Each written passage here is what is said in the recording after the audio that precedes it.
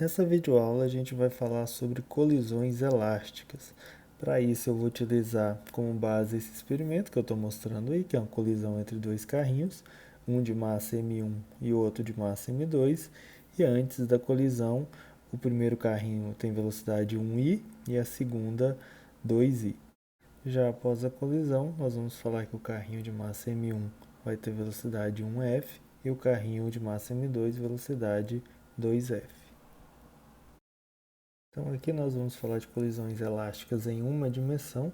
Uma dimensão é importante porque nós vamos poder ignorar o fato de o momento linear ser uma grandeza vetorial. Podemos considerar o movimento apenas no eixo x, de ida e de volta. E como é uma colisão elástica, tanto o momento linear irá se conservar, como também a energia cinética do meu sistema de carrinhos. Então, como o momento linear irá se conservar, nós podemos afirmar que o momento linear inicial é igual ao momento linear final. Então, m1 vezes a velocidade 1i, mais o segundo carrinho que tem massa m2 e velocidade 2i, tem que ser igual a massa 1, velocidade 1, mais massa 2, velocidade 2f. Lembrando, o que nós estamos fazendo aqui, nós estamos fazendo algo mais complicado que esse do vídeo que eu mostrei inicialmente, pois o carrinho 2 também tem velocidade inicial diferente de 0. Então eu fiz aí, foi passar tudo que tem M1 para o lado esquerdo e tudo que tem M2 para o lado direito e coloquei M1 e M2 em evidências. Agora, da equação da energia mecânica, nós temos que lembrar que não há, nesse caso, variação da energia potencial gravitacional, então a energia mecânica pode ser dada apenas pela energia cinética. Então, como é uma colisão elástica, a energia cinética inicial é igual à energia cinética final. Então, nós podemos escrever essa expressão que eu estou colocando aí agora, tá? Lembrando que cada um desses termos é a energia cinética de cada um dos carrinhos, né? Antes e após a colisão.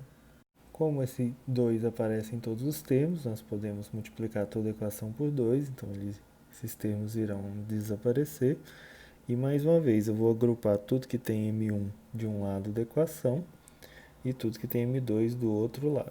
Então, fazendo esse agrupamento, como eu estou mostrando para vocês, nós ficamos com o seguinte: M1, velocidade inicial 1 ao quadrado, menos velocidade inicial final ao quadrado, é igual a M2, velocidade do 2 final ao quadrado, menos a velocidade do carrinho 2 inicial ao quadrado.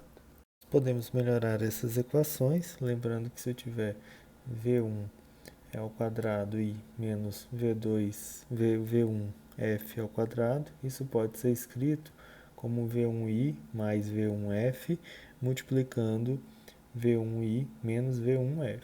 Para ver que isso é verdadeiro, basta a gente aplicar a propriedade distributiva. Então, nós vamos ficar com V1i ao quadrado menos V1i, que vai multiplicar V1f, tá? E eu tenho também, agora fazendo a multiplicação também, V1f vezes V1i e menos V1f ao quadrado. Em que esses dois termos centrais são iguais, então um menos o outro vai dar zero, e eu fico com a igualdade sendo satisfeita, V1i ao quadrado menos V1f ao quadrado. Da mesma forma, se eu tiver V2f ao quadrado menos V2i ao quadrado, isso pode ser escrito como V2f menos V2i, que multiplica V2f mais V2i. Então, substituindo isso, né, nessa expressão que eu tenho ali em cima, eu posso substituir esses V1i ao quadrado menos V1f ao quadrado por V1i mais V1f, que multiplica V1i menos V1f. E da mesma forma, do lado direito, nós podemos fazer V2f mais V2i, que multiplica V2f menos V2i. Nessas duas expressões 1 e 2 que eu estou mostrando, eu posso dividir a 2 pela 1.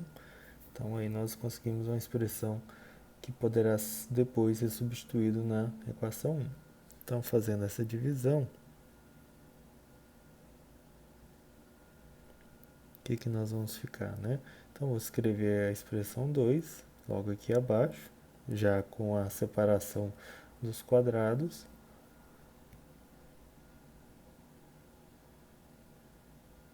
Então, fico com isso que eu estou mostrando, dividido pela 1, né? A 1 é M1 V1I menos V1F, e dividido, e o lado direito fica M2 V2F menos V2I. Então, vai cortar esses termos todos, né? As massas vão cortar também, e nós vamos ficar com V1I mais V1F sendo igual a V2F mais V2I. Então, tem uma relação entre as velocidades que eu posso agora jogar na expressão 1.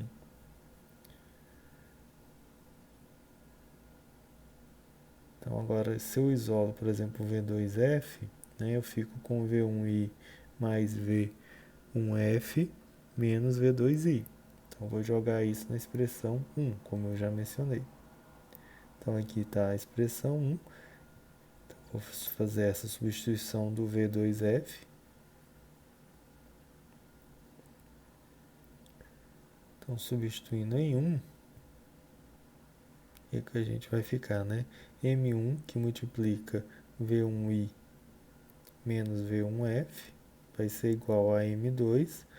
No lugar de V2F eu vou colocar V1I mais V1F menos V2I, como está aí é logo acima, menos V2I.